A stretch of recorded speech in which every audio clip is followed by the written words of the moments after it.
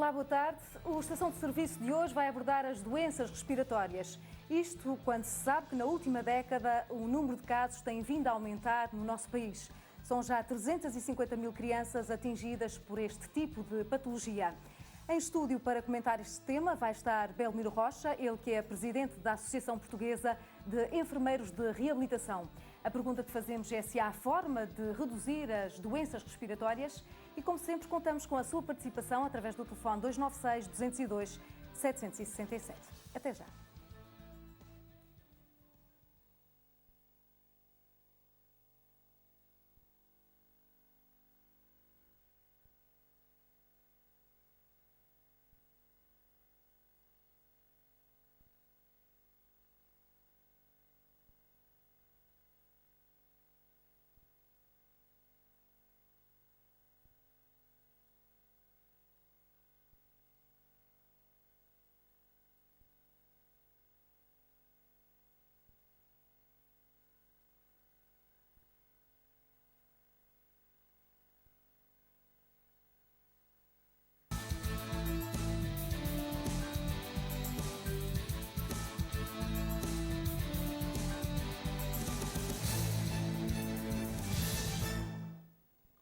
Olá, boa tarde. Bem-vindo a mais um Estação de Serviço. Doenças respiratórias como a asma ou a rinite alérgica são cada vez mais frequentes na infância. A Organização Mundial de Saúde estima que 350 mil crianças em Portugal sofram deste tipo de doenças respiratórias. Em estúdio temos o presidente da Associação Portuguesa de Enfermeiros de Reabilitação, Belmiro Rocha, e no Estação de Serviço de hoje perguntamos se há forma de reduzir ou não as doenças respiratórias. Já sabe que contamos com a sua participação através do telefone 296 202 767. Muito obrigada por ter aceito o convite. Obrigado. Eu, de facto, estamos satisfeitos pelo convite. É uma honra podermos participar e poder também ajudar a esclarecer alguns aspectos. Queria começar por perguntar se há razões aparentes para este aumento do número de casos de doenças respiratórias em Portugal. Sim, existe. São múltiplos fatores, mas nós temos perfeitamente a noção de que, por exemplo, hoje em dia a poluição indoor, os miúdos estão cada vez mais confinados a um espaço de casa, cada vez mais blindado. Os miúdos hoje em dia cada vez, por exemplo, brincam menos no seu quintalzinho. De facto, esta exposição que nós chamamos poluição de dentro de casa, porque estão muitas das vezes sujeitos ao tabaco dos pais, que fumam e que, portanto, não respeitam a questão do ar que os miúdos respiram, que muitas das vezes é traduzido quando eles chegam à escolinha até com a roupa a cheirar a tabaco e, portanto, isto são problemáticas. Esta questão dos fumadores passivos, eles são fumadores passivos. Exatamente. Nós, neste momento, até a grande preocupação, nomeadamente a Organização Mundial de Saúde, tem a ver precisamente com o fumo passivo. As leis são também um bocadinho no sentido de proteger aqueles que são indefesos nesta situação. E, de facto, as crianças... Os ambientes em casa são os principais responsáveis? Os ambientes em casa também são grandes responsáveis, nomeadamente neste aspecto das doenças, nas infecções respiratórias dos miúdos, porque, efetivamente, eles estão expostos, não há uma grande fuga para o miúdo, porque tem que estar muitas das vezes ali a levar com o tabaco dos pais, efetivamente. E as mudanças ambientais, a poluição? Claro, também são, era o que eu estava há bocado a dizer, que no fundo são vários os fatores, é óbvio que a poluição em si também muito contribui, mas também, por exemplo, há muitos aspectos de hábitos e estilos de vida saudáveis que hoje em dia os nossos miúdos, as nossas crianças, muitas delas não têm, porque no fundo é assim, coisas tão básicas em termos de aspectos preventivos, e reparem, a prevenção é neste momento a grande palavra-chave para a questão das infecções respiratórias. Há muitos aspectos que, de facto, nós estamos a descurar. Antes de irmos à prevenção, isto para as pessoas terem uma noção de que tipo de situação é que estamos neste momento em Portugal e nos Açores, obviamente. Quais são as patologias que são mais frequentes e que acontecem mais, que chegam mais aos serviços de saúde? Em termos de doenças respiratórias? Sim, em termos de doenças respiratórias, nós temos, de facto, as rinites alérgicas, temos as asmas, temos, de facto, as bronquiectasias, as bronquiolites, São, de facto, muitas as nossas patologias e que, de facto, consomem muitos recursos. Estas patologias respiratórias consomem muitos recursos do ponto de vista quer de urgência, quer, nomeadamente, de internamento. Mas eu penso que, de facto, o mais importante do que estarmos aqui a escalpelizar percentagens e os tipos de patologia é dizer que, de facto, nós temos descurado um bocadinho os aspectos preventivos, nomeadamente que poderiam ser implementados e que iriam, de facto, sim, diminuir drasticamente, nomeadamente esta questão das infecções respiratórias. E eu estou a falar... E que atitudes preventivas, então, são essas que se pode fazer? À cabeça, sem dúvida, a lavagem das mãos. Quantos de nós pensarmos, e muitos dos nossos telespectadores neste momento, ao ver o programa, já não conseguiram contabilizar, mas seguramente já levaram a mão à boca, ao nariz, aos olhos, que no fundo é assim, é nós percebermos que as formas de transmissão das infecções respiratórias estão muito ou por contacto, efetivamente a gente contacta o sítio onde já está com determinada carga e depois levamos à boca, ou de facto por contacto direto. Mas o contacto direto, curiosamente, é muito menor do que o contacto por a forma de contágio por contacto, que nós levamos à boca, a mão, carregada com todos aqueles bichinhos, e efetivamente a questão da lavagem das mãos deveria ser o aspecto primordial, prioritário, que de facto nós devíamos ensinar às nossas crianças que antes de comer, depois de brincar, porque se de facto fizermos isto, estamos a reduzir significativamente as probabilidades de podermos estar... Fizemos tudo isso a quando da gripe A. Exatamente. As pessoas mantiveram esses hábitos? Não, infelizmente não. A gripe A, quando foi, do ponto de vista de comunicação social, foi dada uma ênfase enorme pelas questões de mortalidade e das doenças que acarretaram nesse seguimento, mas é assim, efetivamente, deveria ter resultado dessa altura uma espécie de mudança de comportamentos, uma espécie de um compromisso de cidadania das pessoas para manterem determinado tipo de hábitos. É óbvio que, por exemplo, já não deveríamos usar o lenço de pano, e a gente às vezes vê nas escolas ainda as toalhas de pano, e, portanto, se virmos que um miúdo que está constipado, ou tem uma infecção respiratória e vai seguramente limpar ali, se o outro miúdo também vai limpar, de facto nós estamos a propiciar... Por exemplo, os kits de desinfecção continuaram a existir nas empresas e nos centros de saúde, nos hospitais?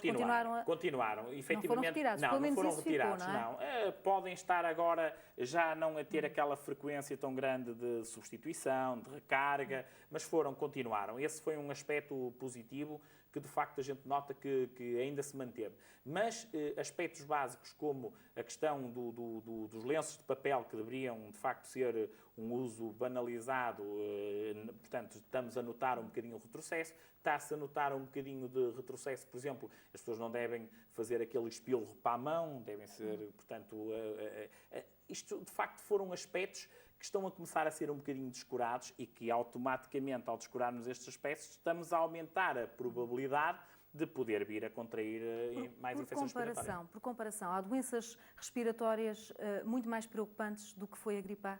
Em termos de comparação? Seguramente. Qual é que colocaria Bom, é assim, a questão nós temos, por exemplo, a questão da tuberculose, que de facto tem aspectos muito mais marcantes do ponto de vista de incapacidade, do ponto de vista do absentismo, do ponto de vista das sequelas de futuro, que felizmente, segundo os dados da Organização Mundial de Saúde, parece que de facto está agora a haver um certo decréscimo, mas se de facto nós nos descuidarmos nestes aspectos preventivos, no aspecto de fazer um seguimento à risca do esquema terapêutico, de fazer uma instituição de hábitos e estilos de vida saudáveis, de mantermos aspectos preventivos, isto seguramente vai novamente inverter a situação e vamos, de facto, ter situações de mais casos. Voltando aos aspectos preventivos, que mudanças em doenças como a asma, como a bronquite, como as alergias, se tem que operar em casa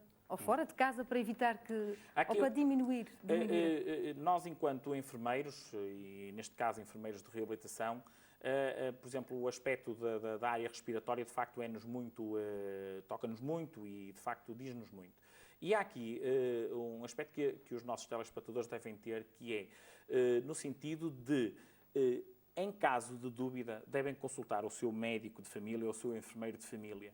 E devem, de facto, fazê-lo no sentido, até muitas das vezes, por alguma antecipação, manter este contacto, este diálogo, esta articulação. Estamos convencidos que este aspecto vai ter que ser altamente valorizado no sentido de não deixar, muitas das vezes, algumas situações evoluírem muito e negativamente, que depois, quando chegam depois a uma situação de um serviço de urgência ou depois até de um internamento, vão implicar uma grande carga, quer do ponto de vista de custos em recursos, quer do ponto de vista de alguma qualidade de vida da própria criança que vai ficar, no fundo, Por exemplo, em causa. um ato simples, deixar de fumar em casa, não poderá evitar Fundamentalíssimo. que haja crise de asma? Esta situação nem deveria ser sequer colocada. O pó. O que é possível fazer para evitar ácaros dentro de casa? Por exemplo, a questão do tabaco, sem dúvida que a evicção, deixar de fumar é ponto crucial. Isto, e principalmente, então se tiver miúdos em casa, pelo menos pela saúde dos miúdos, fumem fora de casa e, portanto, respeitem pelo menos a saúde dos mais indefesos. De seguida, e também se quiserem, podem ter ajuda por parte quer do enfermeiro de família, quer do médico de família, no sentido até estas pessoas de poderem entrar em algum programa para deixar de fumar. Mas, por exemplo, relativamente à questão do pó da casa, é óbvio que se nós temos circunstâncias de crianças que são alérgicas ao pó aos pelos do gato, é óbvio que assim, não pode haver gato em casa. Não pode haver gato em casa, assim, mas também não abandonem o gato, assim, deve haver sempre algum vizinho, algum amigo que nos possa tomar conta do animal. Mas é óbvio que se nós temos um fator desencadeante, nós temos que, de certa forma, também tentar ou eliminar ou minimizar esse fator desencadeante. Com a questão do pó, é óbvio que o arejamento é fundamental. O arejamento é das medidas básicas que, na primeira pandemia da gripe, foi a que conseguiu, de facto, fazer um certo conter da propagação dos vírus, porque o arejamento permite, de facto, uma diluição do número da carga que, de facto, vai provocar essas ditas gripes. Nós vamos já ouvir o primeiro telespectador que nos fala da ilha de São Miguel, Alberto Sousa. Boa tarde. Odete Sousa, peço desculpa, estão-me a corrigir. Odete Sousa. Boa tarde. Boa tarde, diga. Boa tarde. Vou-lhe pedir para baixar o som da televisão, que nós estamos a ouvi-la com alguma dificuldade. Sim, senhor, um momento. Já está. Diga, por favor. Portanto, é assim, eu estou ouvindo o programa, dou os parabéns ao programa, gosto muito. E assim, este senhor falou aí, e muito bem, por causa dos lenços, que ainda há pessoas que usam os lenços de tecido e as toalhas nas escolas de tecido, e não só. Também eu quero pôr assim, eu sou empregada de hotelaria, como eu já disse, e assim, também não concordo nos hotéis, nos restaurantes, haver ainda toalhas de tecido, porque isto, há crianças, há pessoas idosas, há pessoas com novas, com todas as doenças para ali, e às vezes, porque a gente quando trabalha na profissão, a gente sabe como é que funciona, às vezes assim, por ordem dos chefes ou patrões, portanto, aquela toalha está limpa, não vale a pena tirar para lavar. Aproveita-se a mesma toalha, porque não tem manchinha, não tem nada. E está a ver a cena, portanto, as pontas podem estar sujas das mãos do cliente, da criança, seja lá de onde for. Portanto, qual era a sua sugestão, Odete? A minha sugestão, senhora, devia de ser, pronto, uma lei obrigatória em todos os restaurantes, tudo o que era coisas públicas, era toalhas de papel. Há alguns restaurantes que já entrei, há alguns hotéis que já estive, que fazem isso. Mas nem todos. Os mais pequenos ainda usam essas tais toalhas de tecido, que isto é mesmo um perigo grave para a saúde pública. Muito obrigada pela sua participação, acho que foi clara. De facto, há que tomar aqui medidas e tomar atitudes de mudança em situações de acesso público, como é o caso de um restaurante? Sim, sem dúvida.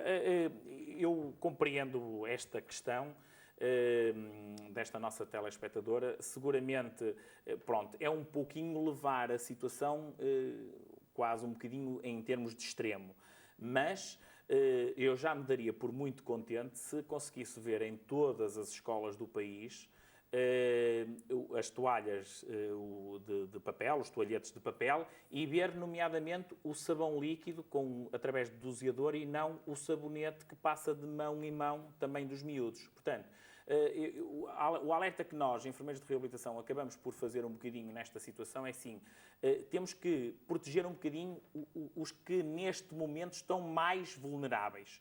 E os pequeninos, nomeadamente, hoje em dia começa-se cada vez mais com a questão do jardim infantil e, portanto, crianças de 3 anos, mais tempo fora de casa, cada vez mais pequeninos, mais vulneráveis. Aliás, a gente nota que quando a nossa criança com 3 anos ingressa no jardim de infância, ele parece que começa a contactar com toda aquela, no fundo, desculpando o termo, bicharada, e, portanto, acaba por ficar logo doente naqueles primeiros tempos e tal. Isto também é importante. Também é importante que ele tenha contacto com as outras crianças e, portanto, nós não podemos criar aqui um ambiente estéril em que depois... Eu ia perguntar precisamente isso, se às vezes também não há demasiada... Há demasiado proteccionismo, claro que depois tudo é assim... muito esterilizado, não é? Temos depois as situações extremas, é assim, nós não conseguimos ter um mundo estéril e, portanto, vai continuar a haver. E, portanto, o que nós temos que ter... Com o mínimo contato com o exterior... Ora, nem mais, quer dizer, a pessoa ficava logo doente. Portanto, no fundo é assim...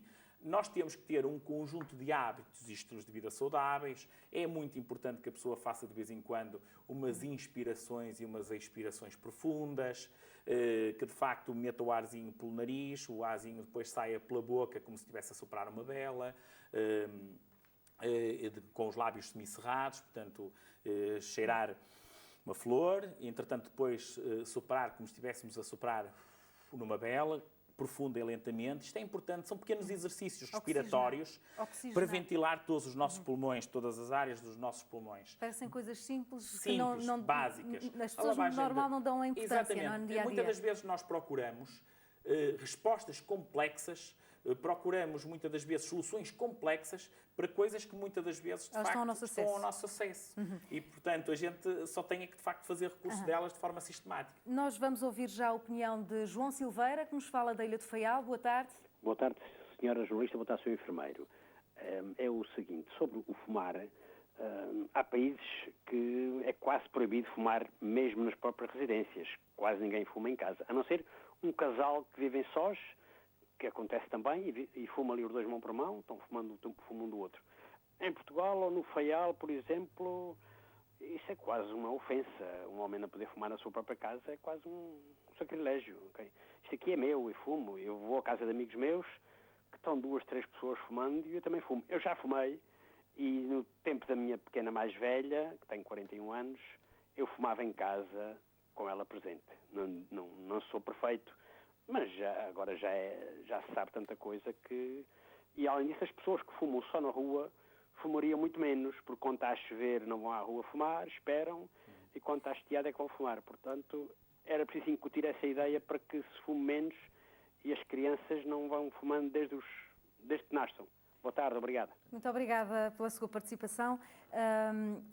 De facto, esta questão aqui levantada põe-se ao nível de a lei teria que mudar? A lei teria que mudar em Portugal? Assim, Acha que seria necessário? De facto, já foi feito um grande avanço com esta lei em termos do tabaco. Mas nós temos a noção de que também, tal e qual a gripe, a lei entrou e, portanto, houve um cumprimento e agora, paulatinamente, também vamos assistindo a um bocadinho de um certo relaxar das pessoas face a isto. Eu, um dia destes, fiquei muito admirado, num hotel onde fiquei, que mesmo por baixo da placa de não fumar, zona não fumadores, e portanto estava ali uma pessoa, um turista, a fumar na maior dos à vontade, e portanto eu é que me tive que retirar, quer dizer, e a placa estava lá no sítio. Isto para dizer que é assim, há aqui um grande aspecto que é a responsabilidade social, a cidadania que muitas das vezes falha. Tem que ser muito mais ativa. Muito mais ativos. A minha liberdade é até... Ora, nem mais. E, portanto, eu espero não termos que chegar ao ponto do fumador ter que ser responsabilizado para pagar as despesas decorrentes se apanhar um cancro do pulmão, ter que pagar as suas despesas. Porque, assim, isto vai haver esta tendência de, se as pessoas sabem que fumar faz mal, provoca cancro, se eu continuo a fumar e de facto vou ter um cancro, vou ter que pagar esta despesa.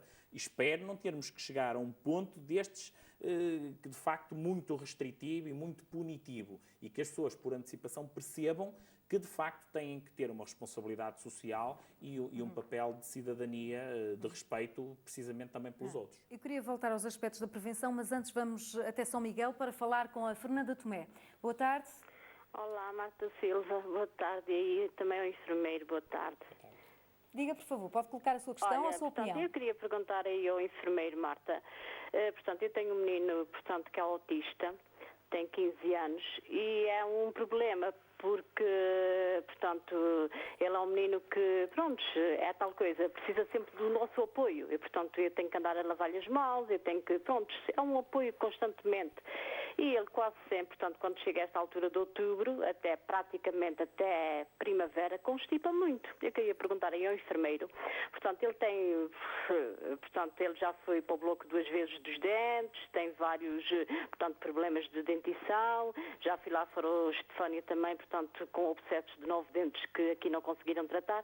Será que o enfermeiro pode me responder se este menino, portanto, constipa mais vezes assim, portanto, ele num mês, até se for preciso, leva uma constipação de semana a semana, quer dizer, tem que ficar 3 ou 4 dias em casa, não sei se também será derivado a este problema, portanto, que ele tem, que é um menino com problemas que tem sempre que ir para o bloco, para tirar ou para tratar de dentes, ou, portanto, será que, porque eu também tenho assim bastante higiene com ele, portanto, é lenços de papel, como a enfermeira estava a dizer, lavo-lhe as mãos várias vezes ao dia, também os dentidos quando está aqui no núcleo especial de Vila Franca do Campo e em casa, também estou sempre, portanto, com ele em máximo de cuidado.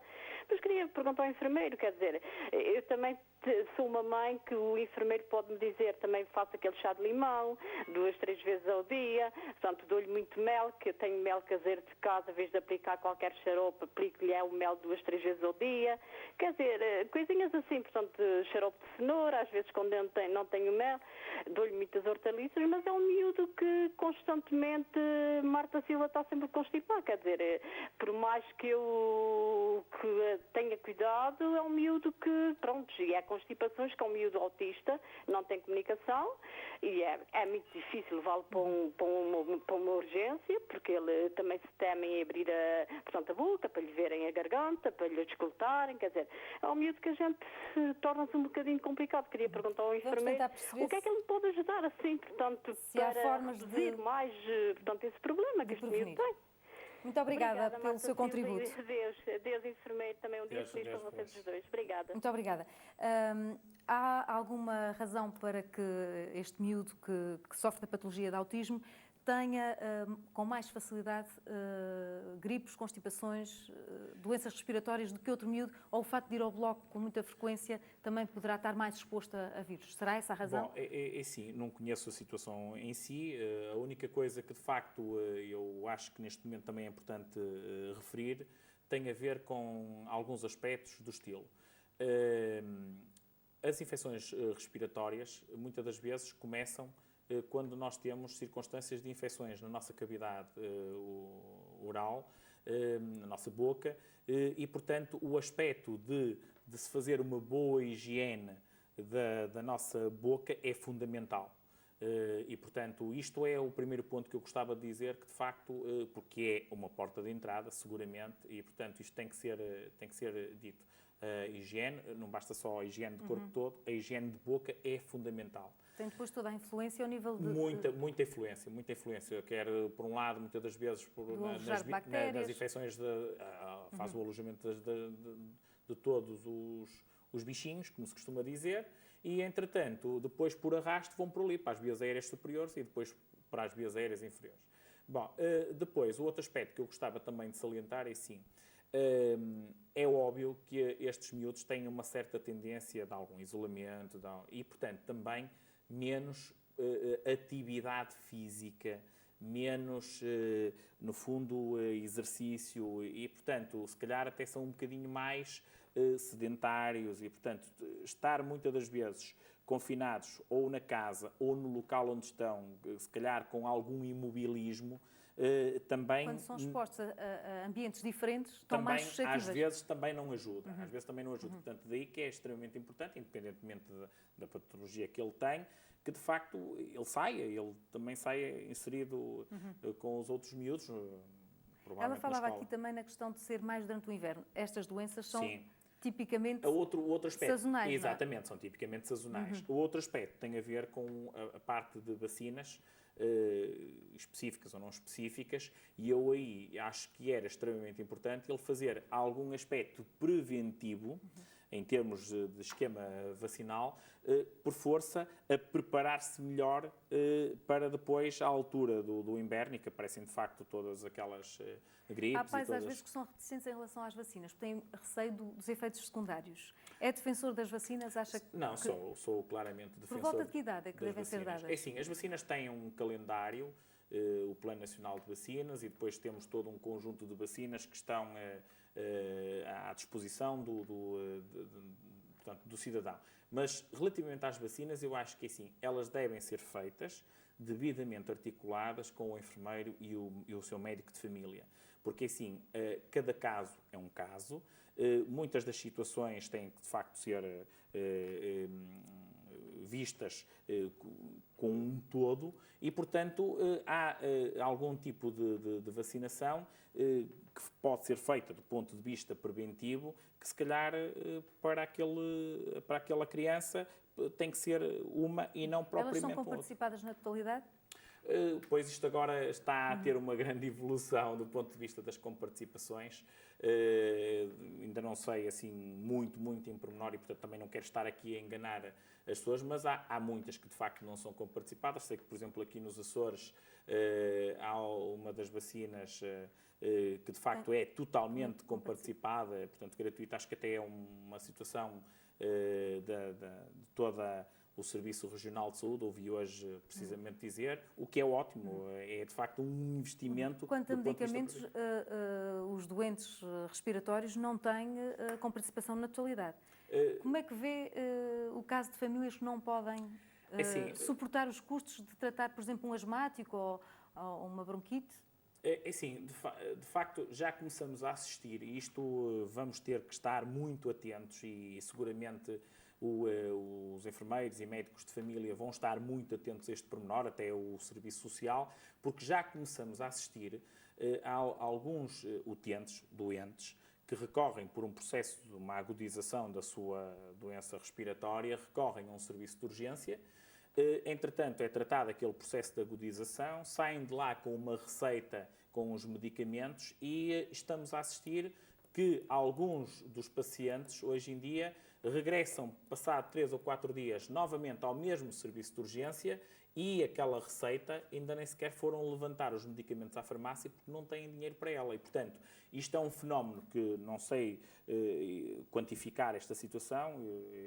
Eu sou enfermeiro, eu trabalho sou enfermeiro-chefe num serviço de pneumologia e nós temos alguns doentes nossos crónicos que já começamos a assistir a esta problemática. Como é que lidam com uma situação dessas? Bom, assim, em primeira linha, claro que a nossa maior preocupação é fazer a resolução no momento, ok? Estabilizar o doente, controlar a sintomatologia e prepará-lo novamente. E quando nós detectamos que, de facto, esta pessoa teve este tipo de comportamento, porque de facto não levantou a medicação, não tem, assim, estamos a tentar, no fundo, canalizar para um conjunto de recursos, quer do ponto de vista do serviço social, quer do ponto de vista do apoio domiciliar, quer do ponto de vista até de centro de saúde, por força a que ele possa ser acompanhado, porque seguramente esta situação vai ficar muito mais cara a todos nós, cidadãos, se de facto ele não cumprir a terapêutica e tiver que fazer recurso mais vezes ao serviço de urgência, mais internamentos... Em termos futuros vai ser um doente mais caro. Mais caro, seguramente mais caro, e essencialmente com uma pior, um estado funcional para o doente, que vai ter que faltar muito mais ao trabalho, que vai, no fundo, ser também Mas isto um tem problema... custos ao nível do absentismo Sem ao dúvida, trabalho. sem dúvida. E, por Portanto, exemplo, no caso de uma criança, absentismo escolar e os pais também que ficam... nas crianças, isto nem é dobrar. É dobrar, porque não é? qualquer Estes custos falha, deviam ser calculados. Sim, também. estes são os que nós chamamos os custos indiretos das doenças respiratórias, porque Daí o tratar o mais cedo possível e o prevenir o mais cedo possível. sem dúvida, sem dúvida, porque assim, nós estamos a fazer os custos ao custo direto de utilização do serviço de urgência, em termos de fármacos, de médicos, de enfermeiros, de internamentos e afins, mas de facto há um custo indireto, isto já para não falar da perspectiva do ponto de vista funcional da criança e do ponto de vista da sua qualidade de vida, porque assim, nós temos que de facto acrescentar, não é só vida, é mais qualidade de vida àqueles anos que de facto nós acrescentamos. Vamos ouvir agora a opinião de Fátima Borges, que nos liga da Ilha de São Miguel. Boa tarde. Olha, boa tarde, parabéns pelo seu programa, parabéns à RTP SURS e parabéns ao Sr. Enfermeiro. Eu estou dizendo a atenção, queria ver a atenção do Sr. Enfermeiro, estou a gostar muito do programa. Era só para tomar uma informação, e tenho um neto com 12 anos. Acontece aqui, ele respira muito, que na respiração dele é uma coisa muito diferente. E sempre espirrar, sempre espirrar, sempre espirrar. Já fui ao médico de família, ele disse-me a mim se por acaso tinha que tirar os coberturos, porque eu tinha coberturos de pelo, podia ser disso. Eu não tenho alcatifras, eu não tenho animagem em casa que o meu neto mexa. Tem sempre tudo em condições, eu uso os papéis de lance, leva para a escola sempre os seus lencinhos em papel. As toalhas é todos os dias lavadas, mas é um grande problema. Ele agora veio de colégio, já se lavou, já se vestiu, foi ali aos computadores e já chegou a casa, está sempre nesse espirrar, de dia e de noite. Eu já não sei mais o que é de fazer, já fui uma vez para o Dr. Dias Pereira, não tem nada nos pulmões, não tem nada, mas eu não sei qual é o caso dele. Se ele chega a Gostaria pôr... de saber qual é o tipo de doença ou patologia que ele tem. Ele está sempre respirando, sempre respirando pedês muito imenso. Ok. Vamos tentar aqui perceber o que é possível fazer numa situação como estas. Obrigada, senhora jornalista, e eu também, obrigada. Muito obrigada. Que quadro é este? Estamos perante alergia, não é? Sim. Supostamente, não é? Exatamente. É um quadro alérgico, sem dúvida. Mas parece, pelo menos, assim, O que é que se deve fazer numa situação destas? Eu penso que, em primeira linha, de facto, deve estudar esta situação e a pessoa indicada, o profissional indicado para uma circunstância deste género é um imunoalergologista, um médico imunoalergologia. Portanto, que no fundo lhe irá fazer uma bateriazinha de testes que lhes vai colocar desde os ácaros ao pó do gato, ao pelo do gato, pelo do cão, todo um conjunto... No fundo vai fazer o despiste, a triagem. Exatamente, porque se calhar aqui o que está a faltar um bocadinho é, de facto, este diagnóstico... Identificar a causa. Exatamente, porque se calhar esta senhora, esta nossa telespectadora, está a fazer tudo direitinho, porque de facto todas as medidas, mas há alguma coisa que está a escapar.